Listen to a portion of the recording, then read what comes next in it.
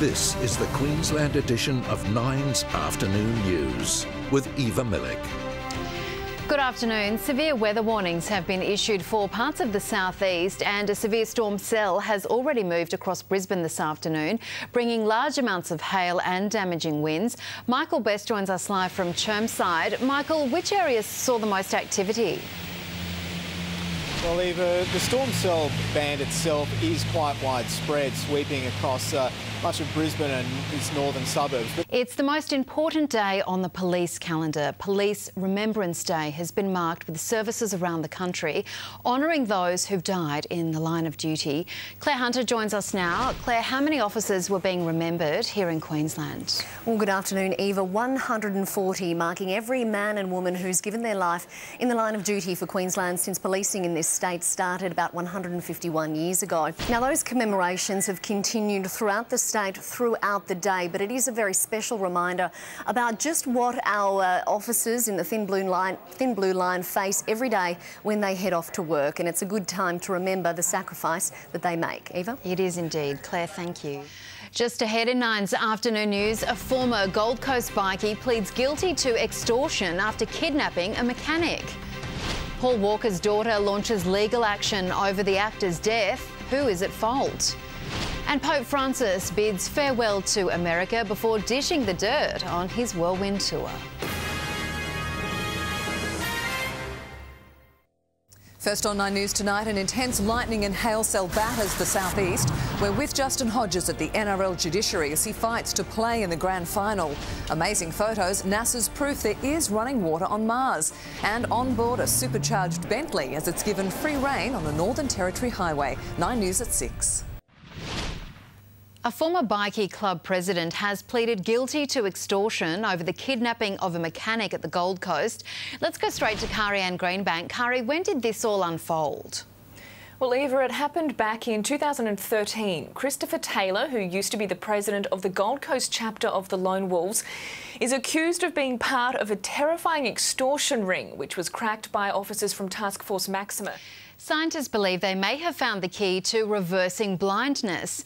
A revolutionary procedure using embryonic stem cells is being hailed as a cure for sufferers of macular degeneration.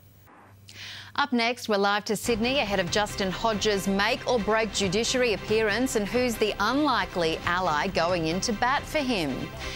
A 4-year-old boy severely burnt as his family's central Queensland home is destroyed by fire.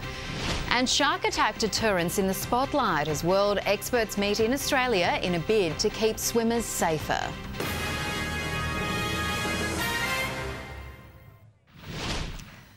Welcome back to the Queensland edition of Nine's Afternoon News. These are our top stories. Wild weather has hit the southeast. A large band of storms passed over Brisbane CBD this afternoon, bringing hail and damaging winds. The Broncos are right now on field, completing their final training run in Brisbane before flying to Sydney ahead of the NRL Grand Final. Meantime, the Cowboys have been greeted by huge crowds as they step up preparations before Sunday's big game. And it's long been speculated, but now it's confirmed. Flowing water has been observed on Mars, but NASA scientists say there's still a long way to go before determining whether the red planet could support life. Convicted wife killer Gerard Baden-Clay has been taken to the Princess Alexandra Hospital. Ebony Cavallaro is following the story. Ebony, what's happened to him? Well, Eva, we understand that Gerard Baden-Clay has told prison guards that he has suffered an injury playing sport in the prison yard. 2 Queensland homes have been destroyed by separate fires in less than 12 hours. Kath Landers joins us live. Kath, has anyone been seriously hurt?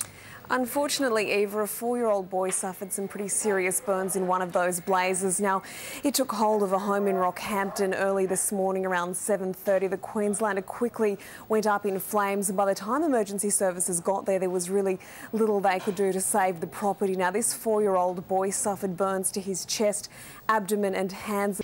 Still to come, the $500,000 supercar flooring it on Australia's fastest road. A fat pill for pregnant women, the controversial move to cut the risk of having an overweight child. And the players take a back seat as wives and girlfriends stun on football's Night of Nights. First on 9 News tonight, an intense lightning and hail cell batters the southeast.